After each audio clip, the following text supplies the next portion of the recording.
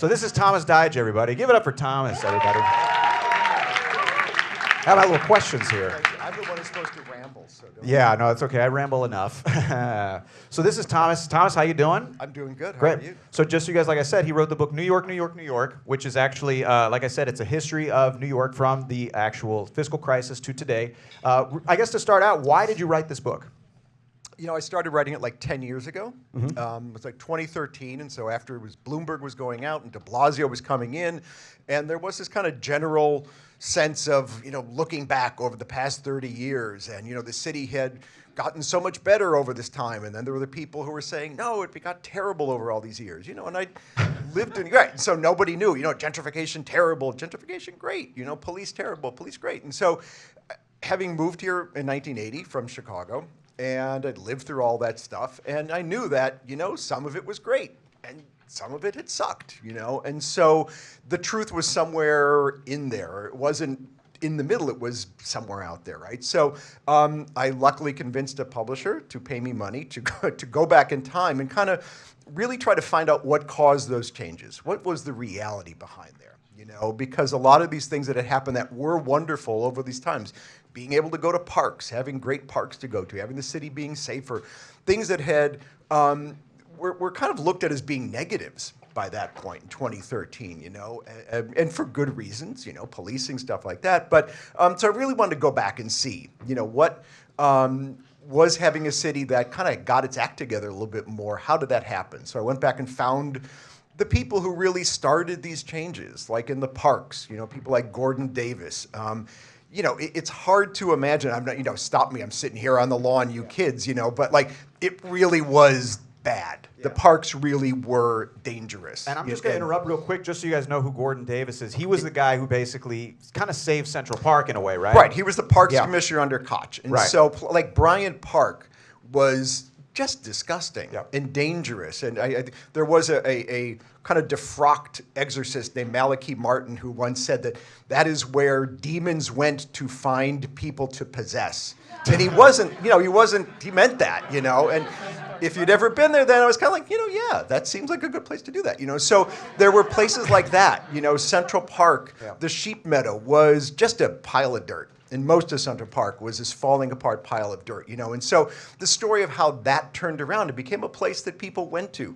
Times Square, which anybody who says, you know, who looks back nostalgically at Times Square in 1980 was not in Times Square in 1980. Yeah, or they're just a pervert. Right. I mean, it was a really awful place that was fun in a kind of ironic way, and then you got the hell out of there, you know. And so the kind of romanticism that went around it, the vanishing New York, which is kind of a, you know, it was really great for some people, and it was great if you were 18, but for like the 6 or 7 million other people who were living in the city, it was hard and people were pissed. So I went back and kind of to try to find those people who made the change and kind of made things happen. Right. And one of the great things in your book is you didn't just focus on policy. It's also music and culture and all these other things that influence, you know, where the city goes as well. It's not just the mayors as well, right? Right. I mean, you know, I was in the book business all this time before I was writing, and so how media changed, how the city moves from being a kind of analog place to a digital place, and what the impact that has on the culture and how we live in this city, you know, and what being an information city really meant. I mean, there was a huge snowstorm in 1979, and Citibank was just trying to introduce these things where you could go and there'd be a machine, and like you would put the card in, and you would get like a 20.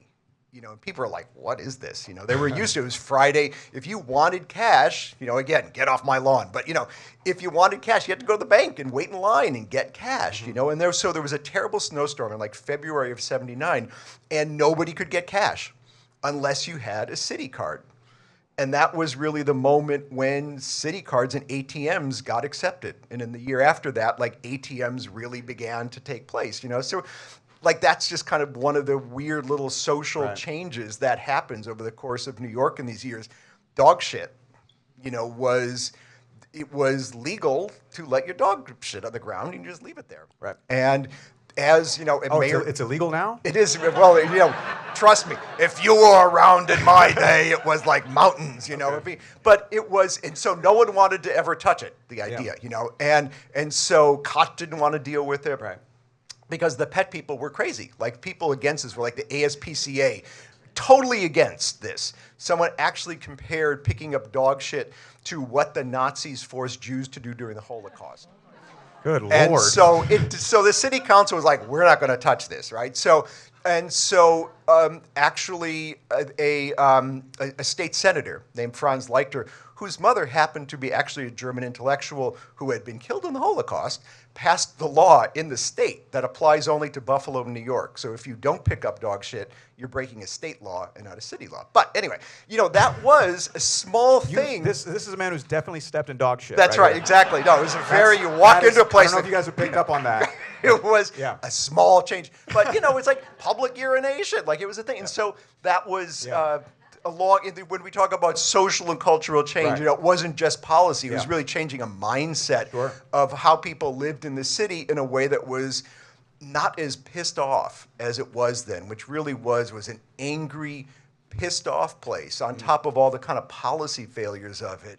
And that did change, and that is the kind of piss-offiness we have now, is a kind of yellow light of saying, you know, maybe we need to step back at this moment. Well, you're talking about these, I guess, these different, like, you know, things and little rule changes and everything. Just curious, I guess, from your personal standpoint, like, what's the most New York thing that you would say has ever happened to you? Like, what's the thing that sticks out in your mind? You're like, this is when I realized I lived and I was a New Yorker. Right? I will give you the clean public story. No, is, you know, I lived Times Square, 1982. Exactly right. I was around in the Lower East Side during these, you know, I mean, I came here in 1980, and it was like downtown. But, you know, I'd lived here for a while, and I grew up in Chicago, and I really love Chicago. The book I wrote before this was about Chicago, and I've always identified as being someone who really is from there and kind of brought that package here, right? So I got married, had an apartment, had kids, you know, and so 9/11. All right, take it easy, bragging over here. Exactly, no. 9/11. We're all catching up, relax. You're not the only one who can ramble, Tom. So 9/11 happens, you know, and my wife gets a call, and her boss says, you know, I've got tickets to see Jordan come back at the Garden, and so I've got 2 tickets to the World Series. This is Game 3, right? And I said, yeah, I think I'll take those. And my son was like 6 at the time. I said, like, let's go.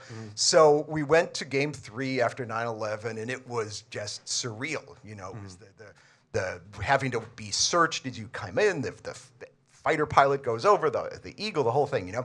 And so after, you know, they win the game, and you go to Yankee Stadium, if they win, Frank Sinatra sings New York, New York, and if they lose, Liza Minnelli, right? So I'm walking out, and it's Frank Sinatra singing, and like there's 60,000 people all singing New York, New York at the top of their lungs or whatever, and I'm like weeping, and I'm like, oh, fuck, I live in New York. Wow, like, that's there's pretty cool. I'm here, I cannot, That's cool. you know, so. That's very different from the one I have, which is... But like I said, there's other ones that led up to that. But that's so funny. That's when you were like, I live in New York. Mine was being near Central Park, and I swear to God, 2 taxi cabs were parked next to each other. One guy was double parked in just blocking traffic, and they were both just eating sandwiches and yelling at each other. And like spitting. One guy, and I swear to God, I only say this because they were both just eating sandwiches, and like the celery and all that stuff was falling out of their mouth, and the guy's like, eat shit, you pussy. Eat shit. Out the cab window, blocking traffic. And I just stood there and watched for a little while. And I was like, I live in New York. Good time. Like, only New York kids. No, it's true. Yeah. No, it's the... So ours are very different, if you can't tell. His is a little more touching than mine. Well, that's great. So also, I guess what I really liked about your book, too, is you talked about how things change, obviously, but also the importance of doing something to change them. Right. And I think one of the easy things in New York is to get jaded, and you say things, and I used to get this on my tours all the time. I'd get people who moved away from New York, right? And they would say things like, the city's dead, the city's changed, the city's done, whatever. But you say that there are ways to, you got to fight for these things. And what I always tell them, sorry if I'm rambling myself here, okay, but it's my show, so take it easy. Exactly right. No, so what I would always tell them was, I would tell them like, the things that are happening in New York right now, for example, with the changes in rent, in how things are expensive, aren't things you're going to escape by leaving to other cities. Those are things that are happening all over the world, and the reason we're experiencing them more intensely here is because New York is kind of a bellwether in a way for what's happening around the rest of the world. So if you're actually going to fight those things, you're going to fight them here in New York. This is the front lines of whatever battle is happening in the world. So if you do go somewhere else, you're eventually going to come up against the same issues in a way in a bit different city, right? Which I thought was kind of what, I put those people in their place when they'd say stuff, But when you say this, you had a great quote, I guess, where you said that it's good to protest, but it's better to be involved, but to do both is best, right? Yeah. And I guess the question would be, do you think it's more difficult today to be involved and to fix things by being involved in a city like New York? Well, like what being involved is I think changing, or what people's perception of what that is a little bit different now. I mean, and not to be for the fourth time that guy on the lawn, but Twitterverse and all that kind of shit, it's easy to mistake that for real action. Even though connecting with people is basic to getting things done, it really does have to happen in real life, Yeah. And there is this great quote that Senator Wagner, who was like the father of Mayor Wagner, who was, in Batman, Mayor Linseed, it's a play on Mayor Lindsay, but actually that's like Mayor Wagner, who was kind of the Mad Men mayor of New York. But his father was a senator, and he got very wealthy, and he grew up in Yorkville, very poor.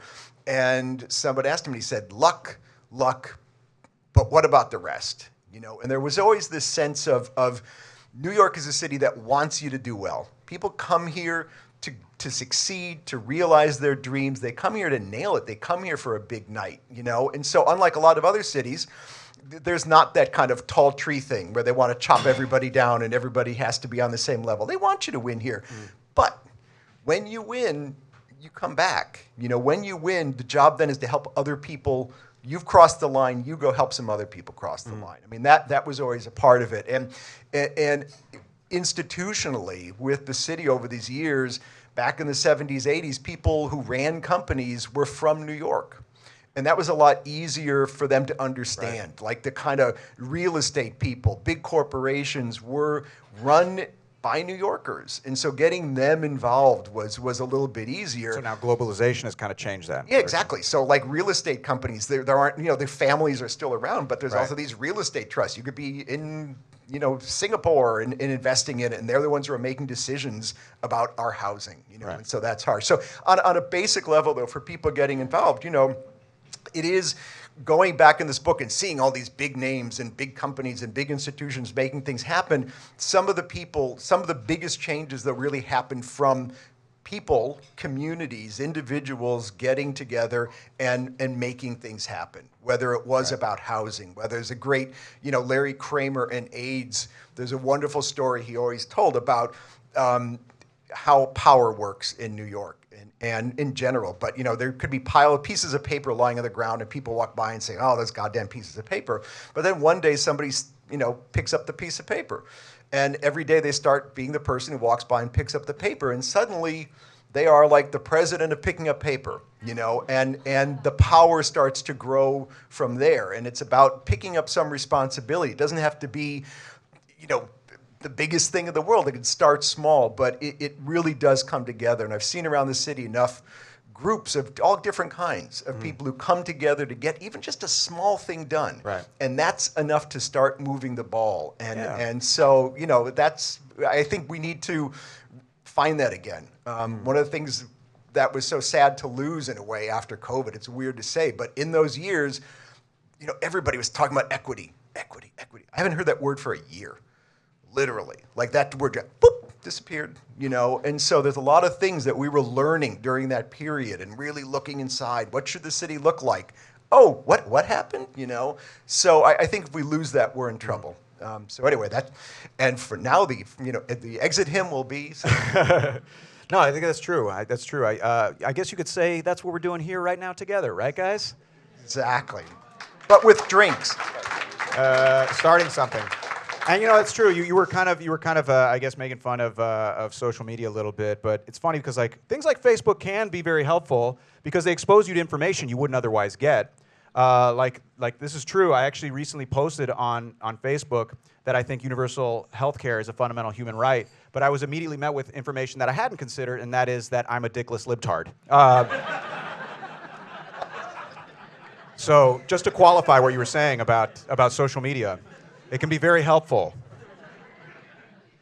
Okay, so you were saying too, and your book title, by the way, the title is New York, New York, New York. And the title, correct me if I'm wrong, is because that was the response of Holly White. Right. So Holly White was a very famous urban planner here in New York, and they asked him what are his 3 favorite cities in the world, and his answer was New York, New York, New York, which I thought was really cool. So this is a good little follow-up. What outside of New York is your favorite city? Oh, outside of New York, yeah, right. I mean, I would have to be Chicago, just because I'm second city, huh?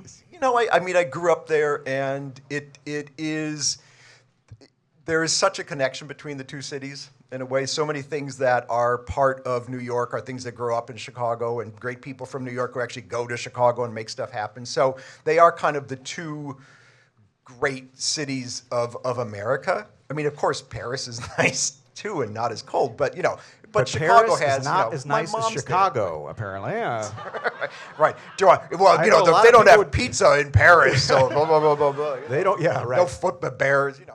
Yeah. No, I mean there is a kind of aesthetic about the place that is a kind of middle class aesthetic. It's like the belt buckle of America, you know. And when jet planes started to be able to fly from New York to L.A., you stopped having to think about Chicago. And it used to be the law that if you took a train across the country, you'd have to stop in Chicago and get off the train, spend 5 or 6 hours, go shopping, go do some shit in Chicago, and then go to L.A. And it just forgot that. And I think that was actually a kind of weird, quiet, not good thing that made the middle of the country suddenly this flyover place, as opposed to a place that was rich of ideas and kind of a coming together place. Right. Okay. Chicago. You guys ever been to Chicago? All right, take it easy. New York's still the best. Relax. All right. I have 2 passports, you know. Yeah, right. Okay. I also wanted to ask you quick, because you were saying how globalization is one of the reasons why there's less, I guess, there's less personal connection for a lot of the companies and people who are doing business and making a lot of money here. But you also said, I've seen in other interviews, that you think that same globalization is one of the reasons why immigration is fabulous. Yeah, it can be great, and that's one of the reasons that balances it out. New York's always been a global city. Right. You know, I mean, it was a Dutch city, it was an English city, it was, you know, I mean, it's always been a global place. So to think that this just happened in the last couple decades is not right. But, you know, immigration is crucial to the city. Cities are swamps. You know, they need to flush out and flush in with new things all the time. And immigrants are kind of king waves of that. They bring huge amounts of new capital, not just money, but ideas and ways of living and stuff. And the practical impact it has is enormous. You know, I think the biggest, most important change in New York in those years was about housing. And the housing program that Koch and Governor Cuomo had in the late 80s, which was built on community groups, but also banks and everybody coming to the table. And the real target for the people who bought those small homes were immigrants. Right. And so when we look at what made the city safer in a lot of ways, cops, yes, but these neighborhoods that suddenly came up out of places that were blasted hellscapes, they really did exist then, or acres and acres of vacant lots and piles of rubble were places that immigrants came to. And they really brought the city back in fundamental ways. Yeah, and this is an idea, I tend to go back to Jane Jacobs. Listen, if you guys don't know who Jane Jacobs is, get out of here, you know? No, but she's incredible, and she wrote about this actual phenomenon. She called it eyes on the street. So when you have a healthy neighborhood, you'll have eyes on the street, because at every moment during the day, you have shifts of people who are out living their life. Whether it's kids going to school, whether it's the butchers, you know, unloading their stuff, whether it's people late at night, but there's always people on the street. And today, what you have in some neighborhoods is you have that lack of diversity because they're so prosperous. You either have rich people who don't live there, they just have a house, and then you have nothing else, or just whatever. So there isn't the eyes on the street. So you have that kind of like that weird conundrum of having a neighborhood that costs $5 million to live there, but it's actually kind of dangerous. Well, a lot of the housing was built with that in mind. Right. The Nehemiah housing was built with the kitchen in the front, so that people would be able to look out onto the street and see what was going on. I mean, the thing about Jane Jacobs, and stop me if you know, but is that she is fabulous. You watch your mouth, okay? Exactly, right. Watch your mouth. Right. But you know, Our there's that wonderful scene in Death and Life of American Cities about the street ballet. Yeah. You know, the ballet of the street, and there's the butcher, and there's Right. this whole thing. You know, and the problem with that is that ballet is, for most of us, certainly me, and you know, it's a spectator sport. It's something you watch. And as much as Jane Jacobs is to some degree responsible for the idea of gentrification, as she was, the kind of coming back to the city, taking old neighborhoods and turning them over, what she didn't ask us to do was get in there and dance. And that's different, because I think what happened over these years was a lot of people moved to places that look wonderful. Here's this cool little neighborhood, and it's got this cool little stuff, and here I am in my apartment, appreciating all this wonderful coolness around me. That's fabulous. But I'm not going to go to this community board thing. I'm not going to show up for this. I'm not going to wave a sign or do it. You know, people came to New York and it was so much different and much more wonderful, but people came to it and took it as a consumer good, as opposed to a place where you dive in, grab somebody, and start dancing. So there you go. You got someone to clap there. I got applause after all there. Yeah, nice. So, he's a ballet dancer. Exactly. He's a ballet dancer. That's why. That's what he was clapping for. Yeah, no, that's true. I think that's a really good point. I think everyone's got to get involved in some way. I mean, right, some way. It doesn't have to be. It doesn't even have to be political. You have to put some skin in the game somehow. Yeah. Okay. Well, now is the time I'm going to ask you a few little rapid fire questions because I'm professional. Check it out. Hey, rapid fire question. That's just a little scary. Okay. Yeah, it's very, I made that myself. That's really? That's a trademark sign, by the way. No one's ever done rapid fire questions at the end of an interview, ever. Are there going to be wings? Yeah, hot ones, right? Hot ones. Okay, here we go. What's your favorite New York song? He's like, I hate music. It makes me mad. Okay, you know what? A total obscure song, but I wish you will all go get it when it's called New York Lightning. And it's by. Are you plugging your band right now? Is that what's happening? No. And it's this. You can find this on SoundCloud. A community, like a youth community choir from the 70s. Okay. The Voices of East Harlem. Okay. And it's this song New York Lightning, and it's this kind of build, and it's like summertime. And I have this fantasy that the Knicks are going to use it as their like come out onto the court music. It's find it, somebody, if you have Spotify or whatever. It's just. It feels like a hot summer day, and basketballs are hitting Cyclone Fence, and there's beer. It's a fabulous, fabulous song that none of you have heard. But and after that, I will say, I feel as soon as you said Knicks. Okay, unfortunately, I had to mute this because of copyright issues and because the sound guy did his job very well and queued up the song and played it for all of us. We sat and talked while it built up to the crescendo that Thomas wanted me to hear, and when it hit, we got back to the conversation. Just so you guys know, in the description, you guys can check out the Voices of East Harlem. I put a link there, but otherwise, back to the conversation. And the Knicks lose. And but the Knicks that's lose. Part of it, right? Yeah. Or else They Lou did win Reed at the this, right? Halloween parade. That would be the other right. one. Okay. Wow, that really made me sad to think about the Knicks coming out to that for some reason. It's like a great song, so hopeful, and you're like, God damn Knicks. Right. All right. Well, that's a good song. I'm going to have to remember Thank that. you. I'll have to listen to that. Okay, here we go. Keep moving. What's your favorite New York City food? No, I mean, I think I caught him at a wrong time. No. Good. No, I'm going to make the face. I think a bagel. I mean, bagel? it's essentially. Yeah. This is where the audience gets divided between bagel and pizza. Yeah, no. Round of applause if you're pizza people. Yeah. Okay, perfect. Those are all the anti-Semites. Perfect. That's good. We were able to identify them. That was easy. That was very easy. Great. So that's easy bagel. I agree. It's great. The thing is, you can get decent pizza in other places. Not as good as New York, obviously, but bagels, you don't have a shot in hell getting it anywhere. Anywhere. There's no other. Like Montreal is the only place that has some bagel culture. Someone just goes, people no. talk about it. At least it's Yeah. in the discussion, Yeah. but there's no such thing as like. No. I don't know if you've Detroit ever bagel, been. I've never ever had a Tampa bagel. Have you ever had a Tampa bagel? They have them there, but. Yeah, that's the opposite of the song we just heard. Whatever's the least hopeful thing you could ever imagine. All right, so here we go. What's the worst New York City noise? So construction. So I can't get them to shut up New out York there. City noise. I mean, it's sort of gone now, but it was the car alarm. I mean, that was just I because think I there was awakened no. the beast. Everyone's like, God damn it! Right.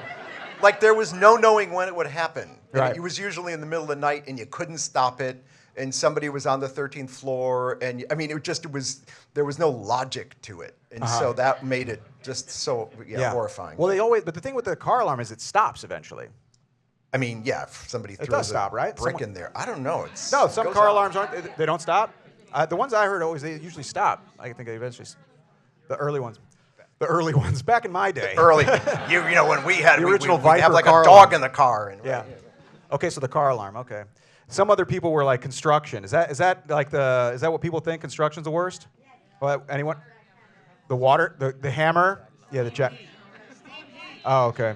the steam pipes from that's people have left their apartments for those things. Yeah, it's bad. Well, that's good. That's good. Okay. We're gonna keep this moving. We got a couple more here. All right. If you had visitors coming into New York, if you had a visitor, coming in from somewhere else, and you could only show them one place in New York to kind of try to convey what the city is, what would that place be? That's a good question. Thank you very much. Yeah, that's sort of hard-hitting interview. right. No, that's kind of large. What would be the kind of consummate? Or in your opinion, what it is? I mean, it could be. Other people have different ideas, but what's Right. yours? There's no right answer. No, I know. I'm just trying to think about what it would be. I mean, it might be something downtown because I think uptown's kind of easy in a way. Fifth Avenue is it's just a lot of buildings and no, I mean it's not. It looks like Fifth other. Avenue's just a bunch of like buildings. It looks like Lakeshore Drive. Look at that go to Empire other State places. Building. What a No, I'm piece of sorry thinking about this because I don't have like a quick answer on it. Yeah, I mean, of course. there'd have. Maybe it would be like a Washington Square where there's just okay. all kinds of things happening around it that are unpredictable and a little bit over the edge, but you've got you got Henry James around it. I mean, there's a lot of history there. The Triangle Fire happened a block away. I mean, there's a lot of crazy stuff that goes on there, but it's still real. So, okay, that will be my final answer. Oh, okay. Nice. Now we know where he goes to buy weed. This is good. This is good. That's pretty. That's good. You told us a lot. I would say mine is, and I know this is kind of cheesy and like a little bit of a cop-out, but I honestly think Grand Central. I think Grand Central is like. I got one cheer. But I think Grand Central's the best, only because to me, whenever I used to walk people around the city, I would tour around with people from like Rome and Paris, and you show them stuff like the Empire State Building, and they're like, yeah, whatever. They're very difficult to impress. But then you take them into the main concourse of Grand Central, and they're like, all right, this is pretty cool. And I'm always like, yeah, it is damn cool, And I remember when I used to work in law, that's about the only use I get from that degree at this point. So let me have this, all right? I used to actually take that. I used to get out at that stop every single day, and it was a nice, like welcoming. Like even though in my head I was like, oh my God, I don't want to go to this office. I hate this so much. What am I doing with my life? I would look up and be like, it's not so bad. Yeah, no, it's great. It's like it's a certain moment it's like a day. It's like the sky captures a moment. I forget what day of it is and what time it is, but it is a magical thing. Yeah, it's a cool place. It's a cool place. All right, well, I used to be a tour guide. If you had to take a tour of any neighborhood in New York, what would it be? Any neighborhood. Any neighborhood in New York. I mean, that's now. My old neighborhoods are sort of all different and changed and kind of twisted around and thrown back out there. So it's hard to say where you would haul people around and what kind of tour they want. I mean, I know I'm giving you a garbage answer here, but no, I mean it's like mish mish mish mish mish. But I mean, what was that German? Was that? I mean, I think it might be someplace in Brooklyn. Okay. Because it's got. there's still, or it could be the Lower East Side, honestly, someplace that still has old vibes and layers of history on it. I mean, I think one of the things that is really important going forward for New York is paying attention to the layers of history that we have. You know, the best public art thing I've seen in years are those pictures on the side of Lincoln Center about San Juan Hill, you know? Yeah. Because we San Juan need Hill, to know that San Juan Yeah. Hill was there and Yeah. Monk lived there, and like there's a crazy amount of history Yep. there, and we can't just pretend it's not there. Yeah. And we can't not hate the thing that's there. Right. It's there, you know? It's like just the layers go on. And so Yeah. I'd like to go to a place where those layers are evident and people are living with the layers of history. Yeah. And enjoying them all, as opposed to saying that's not me, that's you, Right. that's them, that's us, you know, and just kind of living the whole thing, because that's what a city is, and that's Yeah. what New York is. I agree. I think you hit the nail on the head. I think a lot of the frustration people feel is not so much that things change, is that they change without any kind of recognition for what was there before. They change without people saying, these people are here now, we're going to take them into account as the neighborhood changes and work them in and try to find this balance. And I think that's why people get so upset. And in case you don't know, San Juan Hill was a neighborhood that was very Puerto Rican, actually, up near what is today Lincoln Center, and it was demolished for Lincoln Center. And in fact, little trivia, if you watch West Side Story, the opening, a lot of the movie takes place on the abandoned neighborhood because people had already been evicted, they were getting ready to tear it down, and they used it pretty much as a movie set before tearing it down for Lincoln Center. So that's kind of a, you know, bittersweet, but I thought it was an interesting trivia. Yeah, no, I mean, like, trivia is trivia, but also trivia kind of matters. You know? Hey, thanks for telling me that, man. Right? Finally, Trivia someone matters. believes that. There Good you go. Lord, you have no idea. Tell that to Lucy. She hates hearing Cut all it my short. friends. Cut that trivia part short. Yeah, exactly. But no, you're right. I agree that I think that's one of the things when you tell a story, and your book does so well, is you take up the layers and you don't just focus on policy. I mean, we don't have enough time to get into all that, but you also talk about how music, how, you know, art, all these things. And I think that's where people get discouraged. I think we all get discouraged because, like, how do you change things? You think, oh, community board's great. If you can do community board, do that. Yeah, sure, of course. But there are also, you know, make art that you think is important. Right. Make, you know, you take yellow cabs. Yes. If good luck getting a yellow cab. I can tell you from That's getting true. here. I would like very to take a difficult. yellow But cab, yeah, take yellow cabs. Do whatever little thing you can, and try to contribute in whatever little way you can. Two of the most important art events in New York in this time are the Times Square show, which was just in a building, a two-flat kind of former whorehouse on 41st Street, that a group of artists called Collab just got together and just everybody threw art in there. Right. And it was the first place where Basquiat showed anything. It was the first place where Haring showed anything. It was basically come one all, come one all. And in Brooklyn, one of the things that really set fire to Brooklyn in Williamsburg was a show called the Salon of the Mating Spiders, which was the same thing. It was a big gallery, and people just said, bring what you want, put it together. And it was a community thing that was just about opening doors and letting people put their art there, you know, and that was it. And both of those things were really crucial in starting major Brooklyn, the whole downtown scene. I mean, so and not just putting your stuff out there, but with the intent of bringing people together and like-minded people together, because then ideas start getting exchanged, then people start forming, you know, new ventures, and people also get motivated and inspired, because I think that's one of the things that happens is people feel hopeless. They feel like there's no way to change. I can't do it by myself. But then you go to these things and you realize you're not by yourself, and then the rest kind of just goes from there, which is more pretty rapid good. fire questions, or was that it? That was just all right. I can ramble too. All right, relax. You know, that's good. No, but that was kind of it, I guess. Those were the last questions. Thomas, thank you so much for coming. Thanks, man. For coming on. Thank you. It's Thomas Dyja, huh? All right. Yeah, you I'll can go exit. ahead. Okay. Yeah. Give it up for Thomas, everybody. Thank you. All right.